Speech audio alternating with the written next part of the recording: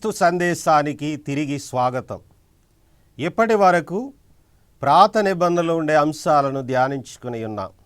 ఇక నూతన వేదానికి వస్తే క్రీస్తే గొప్ప ప్రార్థనాపరుడు. ఆయన నుండి మనం ప్రార్థన నేర్చుకోవాలి. క్రీస్తు ఏకువ జామునని నిర్జన ప్రదేశానికి వెళ్ళి ప్రార్థన చేసుకునేవాడు. మార్కు సువిశేషము 1వ అధ్యాయం 35వ వాక్యంలో మనం చూస్తున్నాం. అంతేకాదు అతడు కొండకు వెళ్ళి రాత్రంతయు దేవుని ప్రార్థనలో మునిగి ఉన్నాడని లూకా సువిశేషము 6వ అధ్యాయం 12వ వాక్యం తెలియజేస్తూ ఉంది. సహోదరి సహోదరులారా, 10 మంది కంటబడుట ఆయనకు ఇష్టము లేని ప్రార్థన. ఈ సత్యాన్ని మత్తయి సువిశేషము 6వ అధ్యాయం 6వ వాక్యంలో చూస్తూ ఉన్నాం. అలాగే శిష్యులు తన చెంతకు వచ్చి ఎలా ప్రార్థించాలో మాకు నేర్పించు అని అడిగినప్పుడు క్రీస్తే స్వయముగా వారికి పరలోక ప్రార్థనను నేర్పించాడు. అది లూకా సువిశేషము 11వ అధ్యాయం 1-2 వాక్యాల్లో చూస్తూ ఉన్నాం. కావున ఆయనకు 10 మంది కంటబడే రీతిగా కాకుండా ఏకాంతముగా తండ్రితో సంభాషించటానికి ఇష్టపడేవాడు. అలాగే ఎక్కువ సమయాన్ని ప్రార్థనలో గడిపేవాడు. అందుకొరకే క్రీస్తు గొప్ప ప్రార్థనాపరుడు. ఇక రెండవ అంశం, ఆయన ఏకాంతంగా వ్యక్తిగతంగా తండ్రికి ప్రార్థన చేశాడు.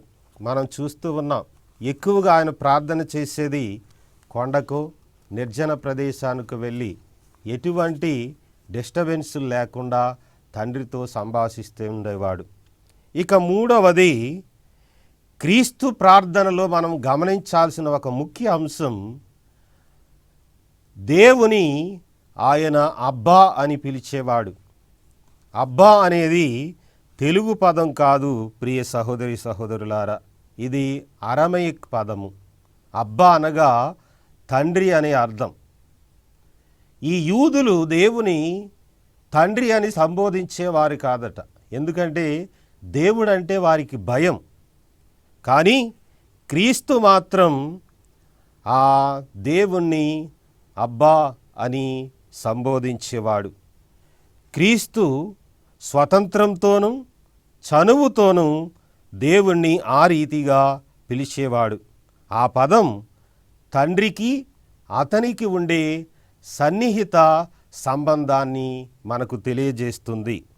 మనకు కూడా ఇటువంటి సన్నిహిత సంబంధం దేవునితో ఉండాలి. అది ప్రార్థన ద్వారానే సాధ్యమవుతుంది. ఇక ప్రార్థనలో ఉండకూడని కొన్ని ముఖ్యాంశాలు కూడా చూద్దాం. ఉండాల్సినవి, ఉండకూడనివి. ముఖ్యంగా ప్రార్థనలో గర్వము, అహంకారము ఉండకూడదు. మత్తయి 7:21. మనం లూకా సువిశేషంలో కూడా చూసాం, 18వ అధ్యాయం 9-13 వాక్యాల్లో. ఏ రీతిగా అయితే పరిసయ్యుడు అహంకారంతో గర్వముతో దేవుని చెంత ప్రార్థన చేసినప్పుడు దేవుడు ఆ ప్రార్థనను ఆలకించలేదు. కావున ప్రార్థనలో గొప్ప గర్వము, అహంకారము, మనల్ని స్తుతించుకునే అటువంటి విధానం కాకుండా తగ్గింపు తత్వము, దేవుని చిత్తానికి విధేయించడం, అలాగే విశ్వాసం కలిగి ప్రార్థన చేయటం నేర్చుకోవాలి. ఇక సహోదరి సహోదరులారా, మరొక అంశం, ప్రార్థనకు అవసరమైనది విశ్వాసం. విశ్వాసంతో ప్రార్థింటే తప్పకుండా దేవుడు మన అవసరాలను తీరుస్తాడు. సువిశేషాల్లో 2 విశ్వాసాలను క్రీస్తు మెచ్చుకోవడాన్ని మనం చూస్తున్నాం. మొట్టమొదటిగా శతాధిపతి విశ్వాసం. ప్రభు, నీవు నా ఇంట అడుగిడుటకు నేను యోగ్యుడను కాను. అక్కడ విధేయత చూపిస్తూ ఉన్నాడు, తగ్గింపు తత్వాన్ని చూపిస్తూ ఉన్నాడు. అయితే నీ ఒక్క మాట పలికినా నా సేవకుడు స్వస్థుడగును అన్నప్పుడు ప్రభు అంటున్న మాట, ఇంతటి విశ్వాసాన్ని నేను ఇజ్రాయేలీల్లో చూడలేదని. అలాగే సహోదరి సహోదరులారా, మరొక స్త్రీ, కననీయ స్త్రీ క్రీస్తు చెంతకు వచ్చి తన కుమార్తెను బాగు చేయమన్నప్పుడు ప్రభువు తిరస్కరించినట్లుగా కనిపించినప్పటికీ ఆమె చక్కగా చెప్పిన మాట, బల్ల కింద పడిన ముక్కలను పెంపుడు కుక్కలు తప్పకుండా తినును కదా అన్నప్పుడు, అమ్మా నీ విశ్వాసము మెచ్చదగినది అన్నారు. అలాగే ఆమె కుమార్తెకు కూడా స్వస్థతనిచ్చాడు యేసయ్య. కావున ప్రార్థనలో విశ్వాసము చాలా ముఖ్యమైనది. ఇక మరొక విషయం, ముందే చెప్పినట్లు మనం అడిగిందల్లా దేవుడు ఇవ్వాలని లేదు. మనము మాత్రం దేవుని చిత్తానికి లొంగేవారమై ఉండాలి. ఆయన చిత్తానికి విడిచిపెట్టాలి. గెత్సెమనే తోటలో ప్రభువు ప్రార్థించినప్పుడు, తండ్రి నీ చిత్తమైన ఎడల ఈ పాత్రను నా నుండి తొలగించు అన్నారు. నీ చిత్తమైన ఎడల.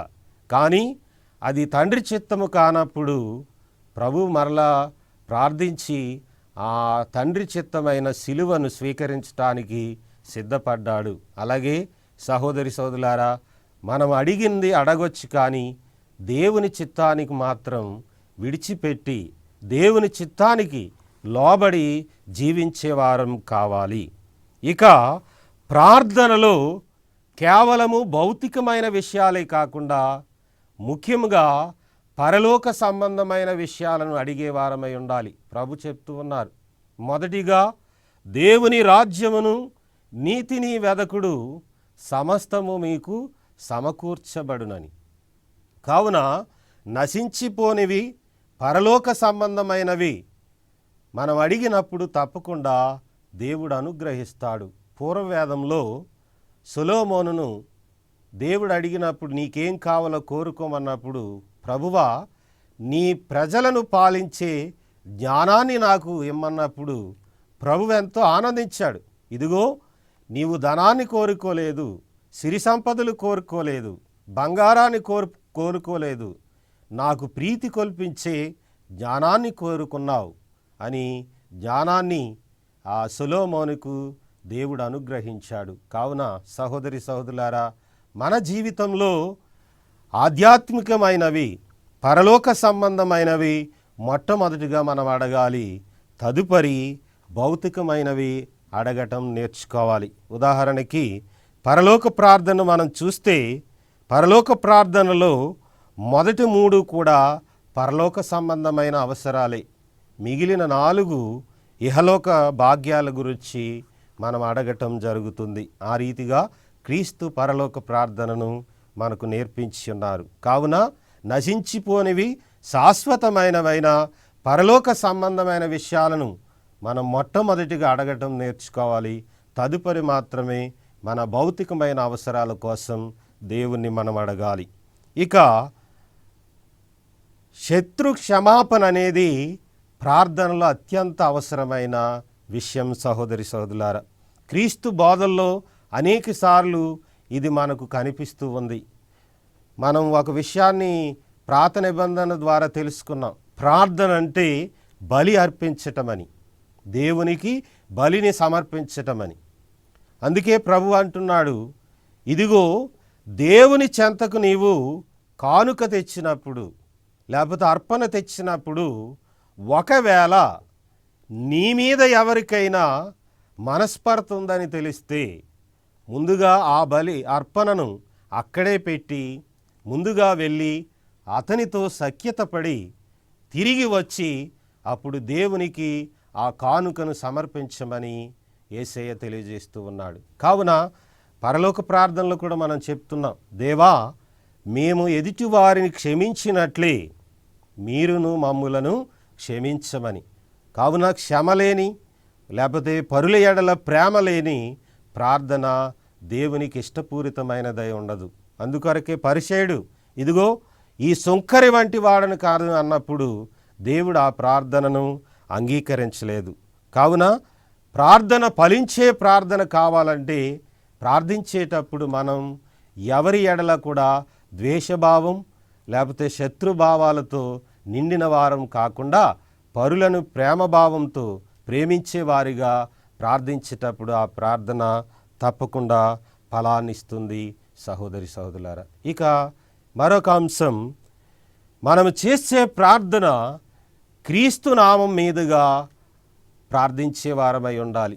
ఇదిగో ప్రభువే స్వయంగా చెప్పి ఉన్నారు. యోహాను సువిశేషము 14వ అధ్యాయం 13-14 వాక్యాలు చూస్తే, మీరు నా పేరిట ఏమి అడిగినను తండ్రి తప్పక మీకు అనుగ్రహిస్తారని. కావున మనం అడిగే విషయాలు క్రీస్తు పేరు మీదుగా దేవుణ్ణి అడగటం నేర్చుకోవాలి.